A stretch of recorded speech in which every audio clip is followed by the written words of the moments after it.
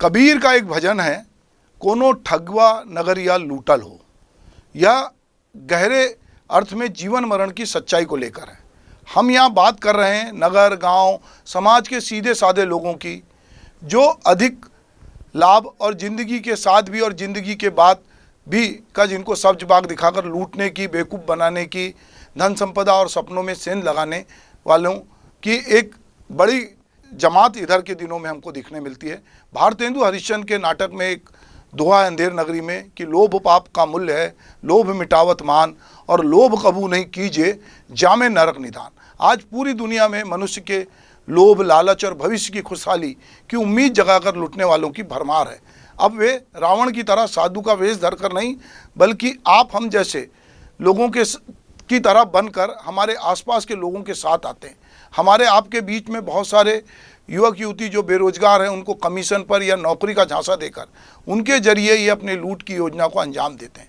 छत्तीसगढ़ में इन दिनों चिटफंड कंपनियों से लूटे गए लोगों का मेला सा लग रहा है। अपने पैसों की वापसी के लिए ये लोग जगह जगह लाइन में लगे हैं। छत्तीसगढ़ की सरकार ने चिटफंड कंपनियों की धोखाधड़ी का शिकार हुए लोगों को पैसा वापस दिलाने का अभियान चलाया हुआ है। धोखाधड़ी करने वाली कंपनियों की संपत्ति नीलाम की जा रही है। रायपुर, राजनांदगांव, दुर्ग, महासमुंद, बलौदाबाजार, धमतरी जैसे जिलों में यह कार्रवाई कलेक्टरों के जरिए की जा रही है। 5 साल पहले बिलासपुर हाईकोर्ट के निर्देश पर शुरू हुई इस कार्रवाई के चलते बड़े पैमाने पर निवेशक जिनका पैसा चिटफंड कंपनी में डूबा है, आवेदन करने आ रहे हैं। सरकार ने पीड़ितों की भीड़ को देखते हुए आवेदन की तारीख 20 अगस्त तक बढ़ा दी है। अकेले छत्तीसगढ़ में करीब 187 चिटफंड कंपनियों ने रकम दुगनी करने का झांसा देकर लोगों से 60,000 करोड़ रुपए वसूल किए। सर्वाधिक लूट और ठगी का शिकार रायपुर जिले के लोग हुए, जिनकी संख्या 1.5 लाख के आसपास होगी। पश्चिम बंगाल में शारदा केस के बाद छत्तीसगढ़ का यह प्रकरण भी राजनीतिक एजेंडे में शामिल रहा। कांग्रेस पार्टी ने विधानसभा चुनाव में अपने घोषणा पत्र में चिटफंड कंपनियों से जुड़ी लूट और स्थानीय मासूम एजेंटों के खिलाफ हुई कार्रवाई से न्याय दिलाने की मांग को लेकर अपने इसे शामिल किया था। छत्तीसगढ़ देश का संभवतः पहला ऐसा राज्य होगा जो अपने नागरिकों को चिटफंड कंपनियों द्वारा की गई लूट की रकम वापस दिला रहा है। हम आए दिन लूट के नए नए तरीकों के बारे में पढ़ते, सुनते और देखते हैं। लूट के आधुनिक तरीकों में साइबर क्राइम यानी इंटरनेट के जरिए ऑनलाइन ठगी के मामले बड़ी संख्या में सामने आ रहे हैं। लॉकडाउन के दौरान जहां ऑनलाइन ट्रांजैक्शन बढ़ा है, वहीं लूट की घटनाएं भी बढ़ी हैं। बैंकों के साथ मिलकर देश की अकूत संपदा को लूटने वाले वे नीरव मोदी हों, मेहुल चोकसी हों, विजय माल्या हों, इनसे देश भरा पड़ा है। छोटे छोटे हितग्राहियों से कुर्की, नीलामी और तरह तरह के दबाव के जरिए पैसे वसूलने वाले बैंकर बड़े रसूखदारों के मामले में बहुत लचीले साबित होते हैं।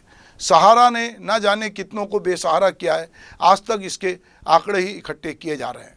अभी चिटफंड कंपनियों से जो पैसा डूबा है, उसके लिए भी जो आवेदन आ रहे हैं, तो ये देखते हैं आने वाले समय में कि ये आंकड़ा बहुत बड़ा होगा। लूट तरह तरह से हो रही है, लोग अलग अलग तरीक़ों से लूट रहे हैं, और ग्रामीण जन या शहरी जन कहीं ना कहीं उनके भीतर की लोभ लालच उन्हें कहीं धन दुगना करने में, तो कहीं चिटफंड कंपनी में लगाने में, किसी शेयर में लगाने में, या इस तरह लगाने में कि जहां बिना श्रम के पैसा दुगना हो जाए, वो उनकी लालच उन्हें इस जाल में फंसा रही है।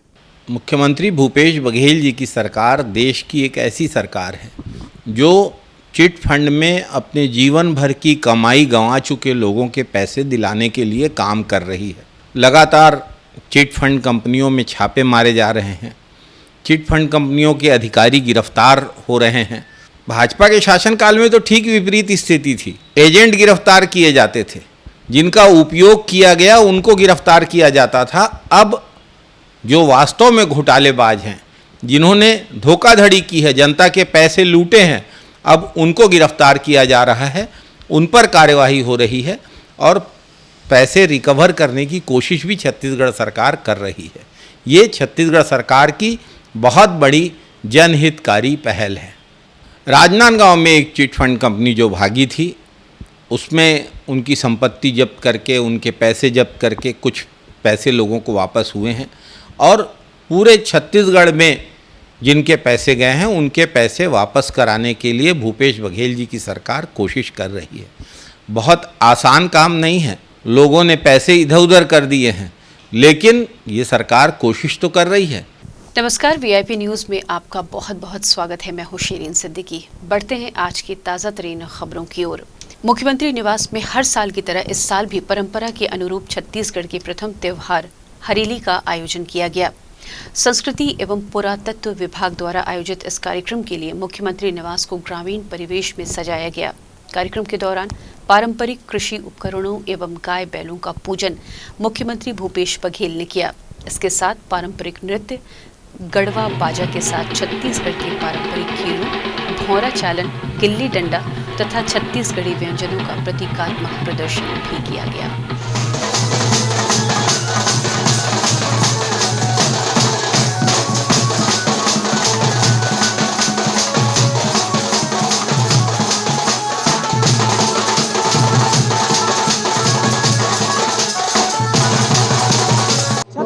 पहली पारंपरिक त्योहार आज पूरी धूमधाम से छत्तीसगढ़ में मनाया जा रहा है। हम अभी मौजूद हैं सेम हाउस में, जहां पर पीछे देख सकते हैं जो कलाकार हैं वो यहाँ पहुंचे हुए हैं और छत्तीसगढ़ी धूम पर जो है डांस करते हुए नजर आ रहे हैं। ये सीएम हाउस का जो बाहर का नजारा है वो आपको दिखा रहे हैं। भारत सरकार के जल शक्ति मंत्री गजेंद्र सिंह शेखावत और मुख्यमंत्री भूपेश बघेल की उपस्थिति में मुख्यमंत्री निवास कार्यालय रायपुर में जल जीवन मिशन की प्रगति की समीक्षा बैठक संपन्न हुई। इस बैठक में छत्तीसगढ़ के लोक स्वास्थ्य यांत्रिकी मंत्री गुरु रुद्र कुमार, कृषि एवं जल संसाधन मंत्री रविंद्र चौबे, मुख्य सचिव अमिताभ जैन भी उपस्थित रहे। बैठक के बाद केंद्रीय मंत्रियों ने मीडिया को संबोधित कर बातचीत की। माननीय प्रधानमंत्री जी के नेतृत्व में हम लक्ष्य लेकर के चले हैं कि हम 2024 तक देश में एक भी मां बहन देश में ऐसी नहीं रहे जो पीने का पानी लेने के लिए अपने सर पर मटका रख करके या हाथों में बाल्टी उठाने कर लाने के लिए अभिशप्त हो। और इस दिशा में हम बहुत तेजी से आगे बढ़ रहे हैं। कुछ राज्यों ने बहुत अच्छी प्रगति की है। तेलंगाना ने 100% कवरेज किया है, गोवा ने 100% कवरेज किया है। देश में 2 केंद्र शासित ऐसे प्रदेश हैं जिन्होंने 100% कवरेज का लक्ष्य प्राप्त कर लिया। कुछ राज्य बहुत तेजी से अपने लक्ष्य निर्धारित करके 2021 के अंत का लक्ष्य निर्धारित करके काम कर रहे हैं। कुछ ने 2022 का लक्ष्य निर्धारित किया है, कुछ 2023, छत्तीसगढ़ जैसे राज्य ने 2023 का लक्ष्य निर्धारित किया है। छत्तीसगढ़ राज्य की कुछ भौगोलिक परिस्थितियों और कुछ यहाँ की तकनीकी समस्याओं के कारण से मुझे बहुत दुख होता है कहते हुए कि देश के राज्यों की यदि मैं प्रगति के हिसाब से समीक्षा करूं तो देश में जो है सबसे कम प्रगति कर पाने वाले राज्य में छत्तीसगढ़ का नाम आता है। 30वें पायदान पर खड़े। जब हमने काम करना शुरू किया था तो छत्तीसगढ़ देश में 23वें पायदान पर था कनेक्शन कवरेज के हिसाब से। आज हम घट करके 30वें पायदान पर कनेक्शन कवरेज के प्रतिशत के आधार पर खड़े हुए। लेकिन अभी हमने व्यापक समीक्षा इसकी की है। मैंने सारे विषयों पर माननीय मुख्यमंत्री जी के संज्ञान में विषयों को लाते हुए बातचीत की है। मंत्री जी से भी, अधिकारियों, चीफ सेक्रेटरी सबके साथ में बातचीत की है कि हम किस तरह से इस काम को गति प्रदान कर सकते हैं। छत्तीसगढ़ प्रदेश में कोरोना वैक्सीन का महाअभियान जारी है। ऐसे में एक पॉजिटिव खबर है, जहां पूरे राज्य में 45 वर्ष से अधिक के 90% लोगों को कोरोना से बचाव का पहला टीका लगाया जा चुका है। पहली और दूसरी दोनों खुराकों को मिलाकर राज्य में अब तक कुल 1,28,25,432 टीके लगाए जा चुके हैं। छत्तीसगढ़ राज्य में कोरोना वैक्सीनेशन का महाअभियान जारी है। ऐसे में एक पॉजिटिव न्यूज़ आ रही है, जहां 45 वर्ष के 90% से ज़्यादा लोगों ने कोरोना का पहला डोज लगवा लिया है। एक रिपोर्ट के अनुसार 1,28,00,000 छत्तीसगढ़ वासियों ने कोरोना वैक्सीन का एक डोज तो लगवा ही लिया है। चूँकि तीसरी वेव आने की आशंका है, ऐसे में कोरोना वैक्सीनेशन लगवाने की छत्तीसगढ़ वासियों में उत्सुकता देखी जा रही है। कैमरामैन टिकेश्वर के साथ Navratna Parashar, VIP news, Raipur. Raipur police ने देश भर में महिलाओं के साथ ठगी करने वाले अंतर्राष्ट्रीय नाइजीरियन आरोपी को गिरफ्तार किया है।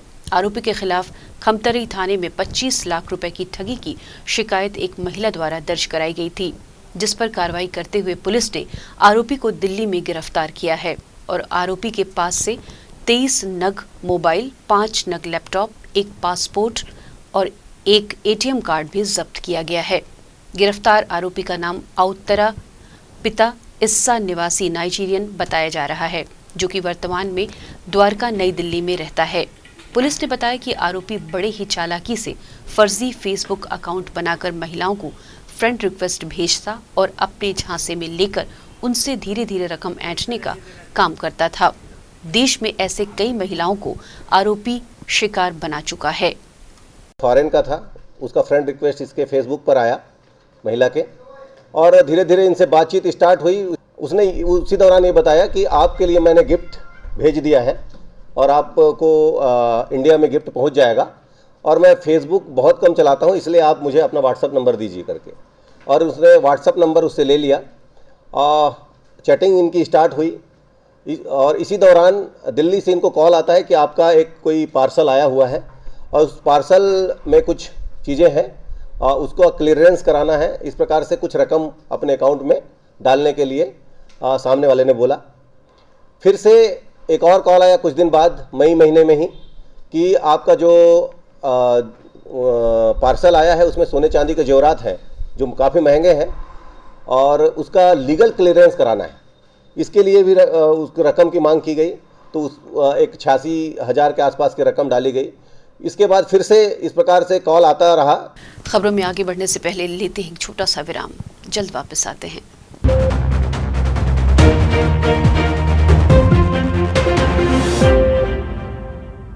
वीआईपी न्यूज चैनल छत्तीसगढ़ में नया लॉन्च हुआ है और हमारी बहुत बहुत शुभकामनाएं इस चैनल को है, और ये इनसे उम्मीद है, विश्वास है कि छत्तीसगढ़ के गिरे कुचले दबके और ज़रूरतमंद लोगों की समस्याओं को ये उठाएंगे, समाज और सरकार को अवगत कराएंगे और उसका समाधान का भी निष्पक्ष प्रयास करेंगे। आज वीआईपी न्यूज एक नया चैनल लॉन्च हो रहा है, उसके लिए उनको बहुत बहुत बधाई पूरे प्रदेश की ओर से। आपको बहुत बहुत शुभकामनाएं कि एक नया खबर नया उसमें आ रहा है और नए ढंग से एक वीआईपी न्यूज शुरू हो रहा है और उसमें अच्छी खबरें आएंगी, ऐसा उम्मीद है। अपनी तरफ से बहुत बहुत बधाई और शुभकामनाएं।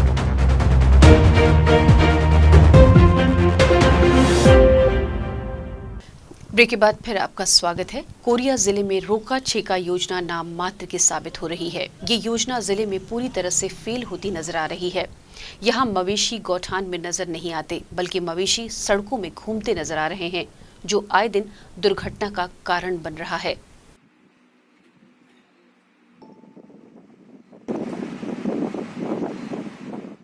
हमारे नगर निगम चिरमिरी क्षेत्र में इतने आवारा पशु हैं जो रोड में आपको आए दिन, शाम हो चाहे सुबह हो या दिन में हो, कहीं न कहीं आपको रोड में दिखेंगे और रोड पर बैठे रहते हैं वो गाय, जिससे कई आने जाने वालों को दुर्घटना भी होती है।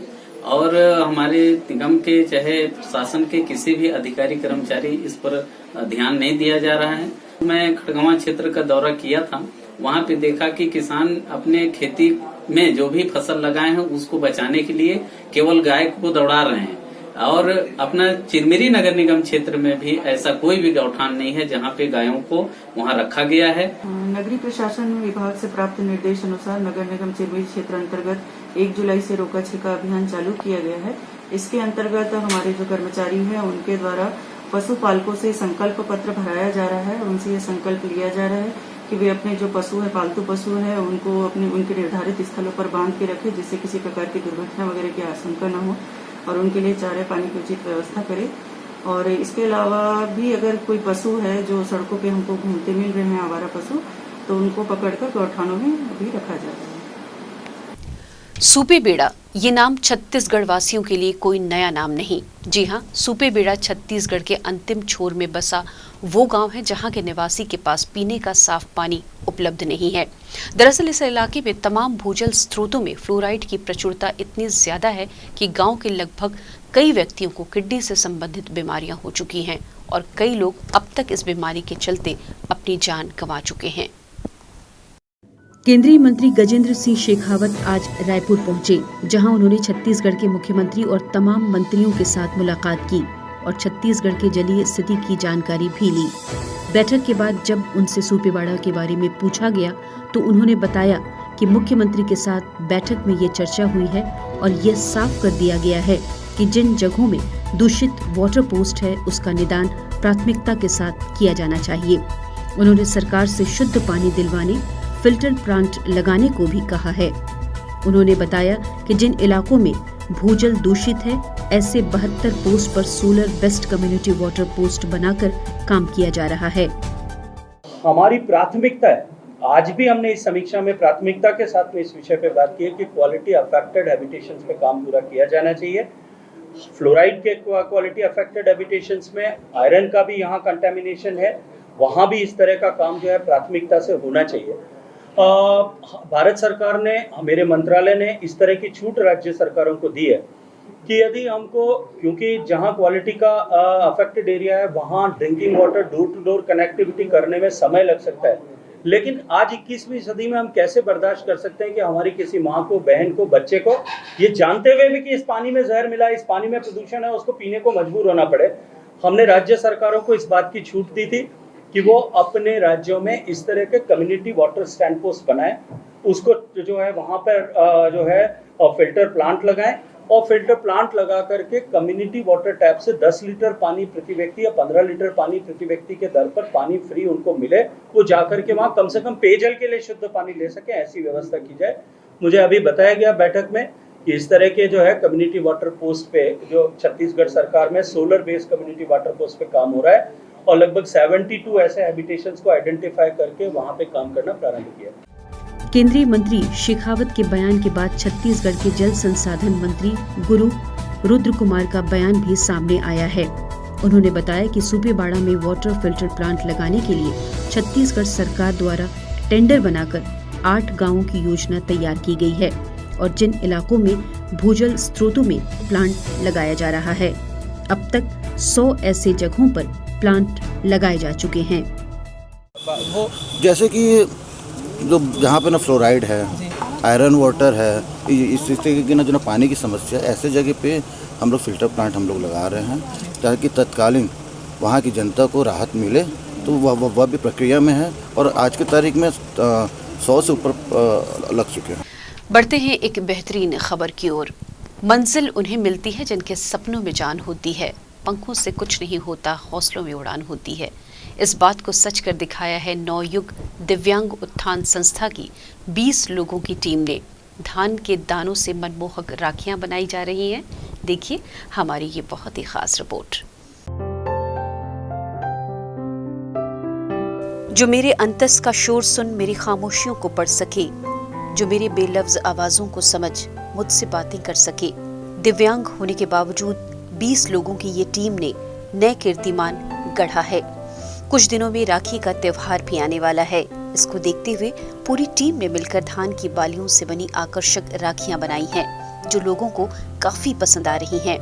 संस्था के अध्यक्ष गिरिजा जल क्षत्री बताती हैं कि हम लोगों ने पहले प्रशिक्षण प्राप्त किया, उसके बाद तकरीबन 4 सालों से हम अपने साथियों के साथ मिलकर काम कर रहे हैं। ये काम सर हम लोग पिछले 4 साल से कर रहे हैं। ये हमारा 5वां रनिंग है। हम लोग समर्थ चैरिटेबल ट्रस्ट के साथ जुड़ के समूह का निर्माण किए। फिर समस्त के तरफ से हम लोग को ज्वेलरी का प्रशिक्षण दिया गया।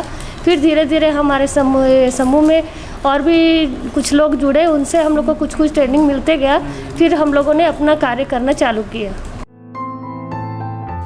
सीमा बत्रिया ने बताया कि शुरुआत काफी संघर्षपूर्ण रहा।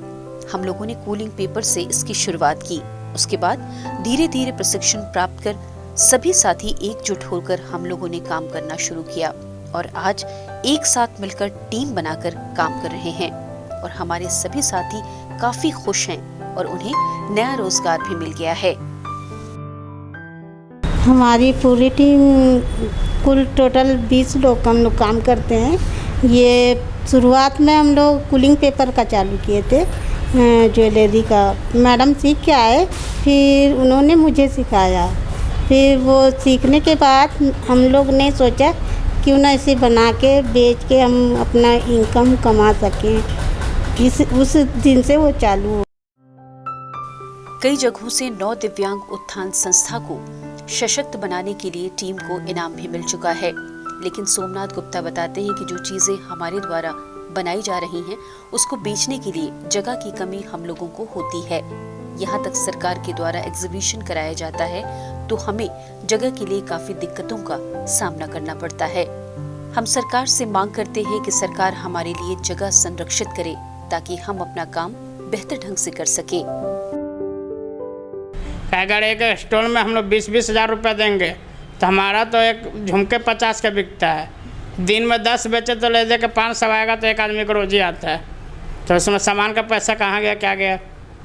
अगर हम गढ़ किले में भी लगा रहे हैं तो समझो कि टाइम पास हो रहा है, कोई इनकम नहीं हो रहा है। इनकम तो देखा जाए तो हम लोग को अभी किसी का अच्छा से रोजी नहीं निकलता है। मेरे बेलगाम सपनों को दे सहारा, मुझे उड़ना सिखा। मेरे लड़खड़ाते कदमों को संभाल, मुझे चलना सिखा। बस इसी हौसले को थामे सुंदर सुंदर राखियां बनाकर ये लोग खुद को रोजगार से जोड़ने की कोशिश कर रहे हैं, जो यकीनन काबिल तारीफ बात है। आत्मनिर्भर होकर जीना अपने आप में विश्वास पैदा करता है। सरकार को भी इनकी ओर देखने की जरूरत है ताकि ये अपनी जिंदगी बेहतर तरीके से गुजार सकें और एक उज्जवल भविष्य की ओर कदम बढ़ाएं। प्रदेश में लगातार हाथियों का प्रकोप बढ़ता जा रहा है। हाथियों के प्रकोप का मुद्दा अब प्रदेश की राजनीति का बड़ा मुद्दा बन गया है। छत्तीसगढ़ के प्रमुख विपक्षी दल भारतीय जनता पार्टी के इस मुद्दे पर सरकार को लगातार घेर रही है। इसी कड़ी में अब भारतीय जनता पार्टी के प्रदेश अध्यक्ष विष्णुदेव साय ने प्रेस वार्ता कर हाथियों के बढ़ते आतंक के लिए कांग्रेस सरकार को दोषी ठहराया। उन्होंने कहा कि छत्तीसगढ़ में हाथियों का प्रकोप बढ़ रहा है और जब से कांग्रेस की सरकार आई है तब से हाथियों के प्रकोप में तेजी आ गई है। अब बीजेपी की सरकार थी तब लोगों को मुआवजा दिया करते थे, हाथियों को भगाने का प्रयास किया करते थे। कांग्रेस की सरकार में लोगों को मुआवजा मिलना पूरी तरह बंद है। लेकिन सरगुजा संभाग में हुए हाथियों के उत्पात को लेकर बीजेपी ने एक कमेटी बनाई थी, उसकी रिपोर्ट पेश की गई। हमारे साथ प्रदेश अध्यक्ष हैं विष्णुदेव साय जी। अध्यक्ष जी, किस तरीके की रिपोर्ट है और क्या कुछ निकल कर सामने आया है? पिछले दिनों सरगुजा जिले के मैनपाट ब्लॉक में जंगली उत्पाती हाथियों के द्वारा जनधन की भारी क्षति हुई। करीब 8-9 लोग मृत भी हो गए और करीब 154 मकान भी तोड़ दिए गए और 50 हेक्टेयर से ज़्यादा फसलों की बर्बादी भी इन हाथियों के द्वारा हुई। और भारतीय जनता पार्टी ने एक जांच कमेटी का गठन किया था, 8 सदस्यीय जांच कमेटी का, और उनका रिपोर्ट आया है। ये लोग मौके पर सब गए हैं और जो मृत परिवार है, मृतक है, उनके परिवार से मिल के भी आए हैं और वो क्षतिग्रस्त क्षेत्र को भी देख के आए हैं। और एक ये सरकार जिस तरह से हर अपना चुनावी मुद्दे में मोर्चा में फेल है, उसी तरह से छत्तीसगढ़ के लोगों को उत्पाती हाथियों से भी सुरक्षा प्रदान करने में ये सरकार फेल है। और इस सरकार को जगाने के लिए आज हम लोग प्रेस किए थे कि सरकार जागे और ऐसे उत्पाती हाथियों के प्रकोप से लोगों को बचाए, उनको समय पर और उचित मुआवजा प्रदान करे, उनके घरों को जो जिनका टूटा है उनको पक्का मकान बना के लोग दें और जो फसलों की क्षति हुई है उसका भी मुआवजा दें।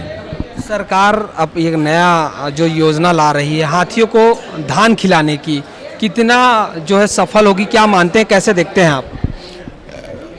इसको भी मैं जिस तरह से लोग हर चीज़ में भ्रष्टाचार का उपाय करते हैं, चाहे वो गोबर खरीदी हो, चाहे और भी कई मामले हों, उसी तरह से ये हाथियों को धान खिलाने का ये जो योजना बना रहे हैं, ये भी एक मतलब भ्रष्टाचार का ये लोग उपाय कर रहे हैं। ये थे बीजेपी प्रदेश अध्यक्ष विष्णुदेव साय जी, जिनका साफ तौर पर कहना है कि सरकार की जो धान वाली योजना है वो भ्रष्टाचार साबित होगी। कैमरा पर्सन आमिन के साथ Khoman Sahu, VIP news, Raipur. Tokyo Olympic में भारत के खिलाड़ी एक एक मेडल के लिए संघर्ष कर रहे हैं। इधर छत्तीसगढ़ में बेहतर खेल संसाधन तो है ही, लेकिन देख रेख के अभाव में मैदान की सूरत पूरी तरह से बिगड़ चुकी है। ऐसे में भावी खिलाड़ियों को जब मैदान खेल के लिए उपलब्ध नहीं होगा तो क्या आने वाले दिनों प्रतियोगिताओं में मेडल की आस पूरी हो सकेगी, ये एक बड़ा सवाल है। राजधानी रायपुर में एक से बढ़कर एक खेल मैदान है। यहाँ के अंतर्राष्ट्रीय क्रिकेट स्टेडियम हो या अंतर्राष्ट्रीय स्तर के ट्रैक एंड फील्ड और हॉकी स्टेडियम, ये सभी मेंटेनेंस के अभाव में खराब हो रहे हैं। आपको शहर के सुभाष स्टेडियम की एक झलक दिखलाते हैं। हम एक नज़ारा आपको दिखाते हैं ग्राउंड की स्थिति क्या है। आप देखिए, घास बड़ी बड़ी यहाँ पर हो गई है, पानी यहाँ पर जमा हो चुका है और खिलाड़ी भी बता रहे थे कि बारिश के समय जो यहाँ पर गड्ढे हैं उनमें पानी भर जाता है।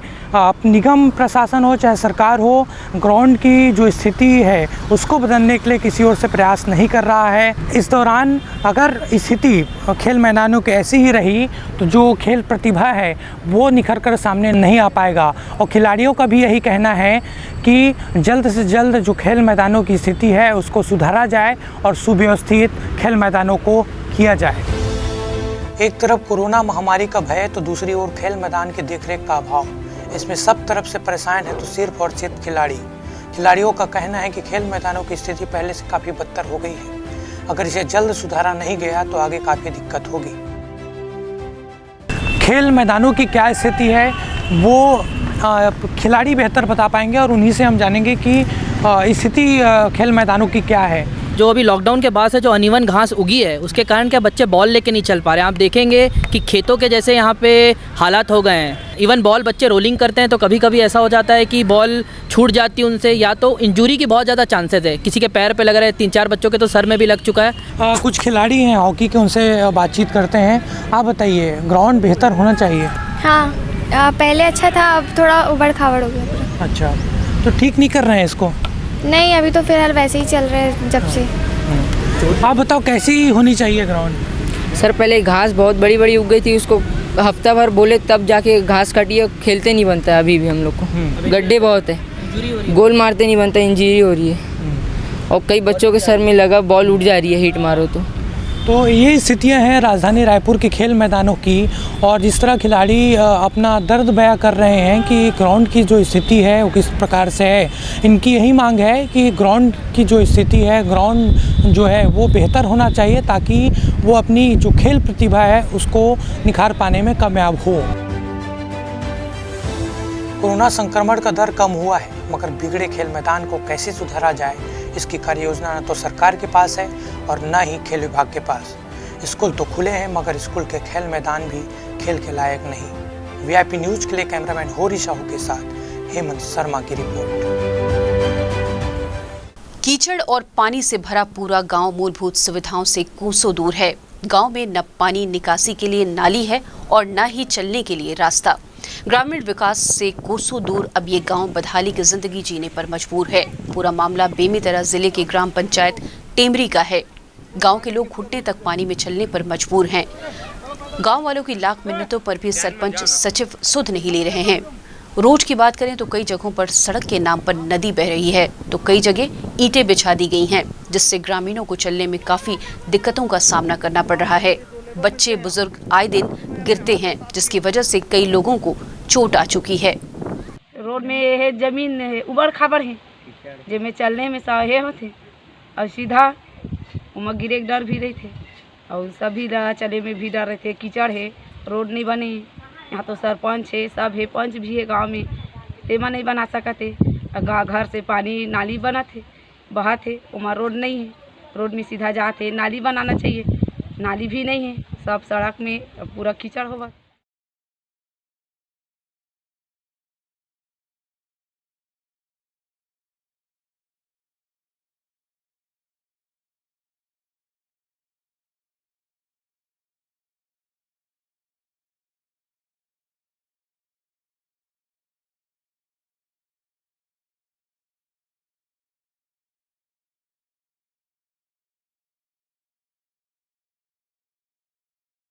जांजगीर चांपा जिले में लोक सेवा गारंटी अधिनियम के तहत प्रदान की जाने वाली सेवाओं को ई डिस्ट्रिक्ट पोर्टल के माध्यम से क्रियान्वित करने के लिए जिले भर के विभिन्न जनपद पंचायतों में प्रशिक्षण शिविर का आयोजन किया जा रहा है।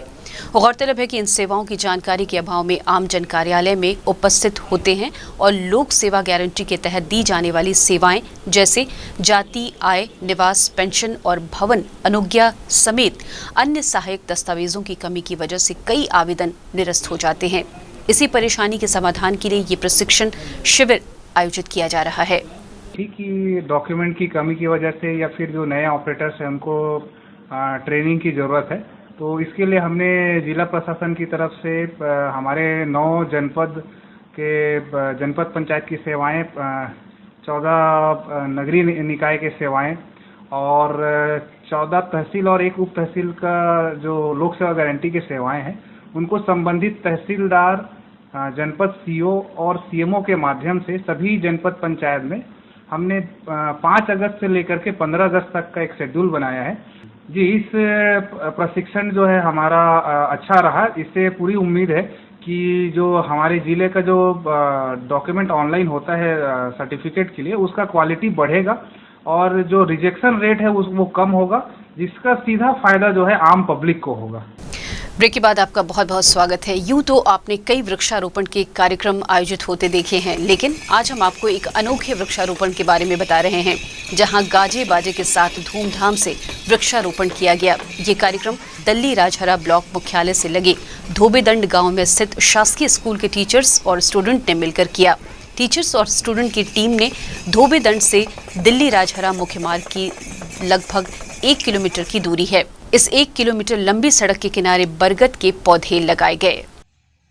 प्राथमिक शाला कोंडे कसा राजहरा से आज हम लोगों ने धोबेदंड से राजहरा मार्ग पर लगभग 1 किलोमीटर तक बरगद के वृक्ष का रोपण किया है, जिसमें समुदाय की सहभागिता एवं शाला परिवार का सहयोग रहा और इसी आकांक्षा के साथ कि सारे लोग बरगद का वृक्ष रोपित करें, यही एक संदेश में आप लोगों को देना चाहती हूँ। दल्ली राजहरा से धोबे बिटाल तक जो मार्ग जाता है, उसमें हमने अपने स्कूल के बच्चों के साथ 1 किलोमीटर तक बरगद का पौधा रोपित किया। इसमें गुरुजनों और आसपास के लोगों ने पौधा रोपित किया और उसकी सुरक्षा के लिए ईंटा से घेरा किया, कांटों से घेरा किया। बहुत ही खुशी की बात है हम सबको कि एक जीवन काल में एक पौधा लगाकर उसका संरक्षण करना चाहिए। जय हिंद। बढ़ते हैं एक खास खबर की ओर। रायपुर के फाफाडी चौक स्थित महाराजा होटल के खिलाफ नगर निगम ने कार्रवाई करते हुए 4000 रुपए का जुर्माना लगाया है।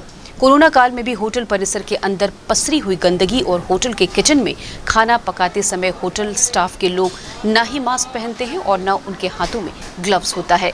इस तरह की गंभीर सूचना नगर निगम के अमले को मिली, जिसके बाद टीम गठित कर प्रभारी स्वास्थ्य अधिकारी तृप्ति पणिग्रही होटल में जांच के लिए पहुंची, जहां मौके पर गंदगी पाए जाने पर महाराजा होटल के संचालक के खिलाफ जुर्माना लगाकर कार्रवाई की गई है। इसके साथ ही ये समाचार बुलेटिन अब समाप्त होता है। छत्तीसगढ़ की खास खबरों के साथ शाम 5:30 बजे फिर होगी आपसे मुलाकात। तब तक के लिए देश दुनिया की बाकी खबरों के लिए बने रहिए VIP न्यूज़ के साथ। नमस्कार।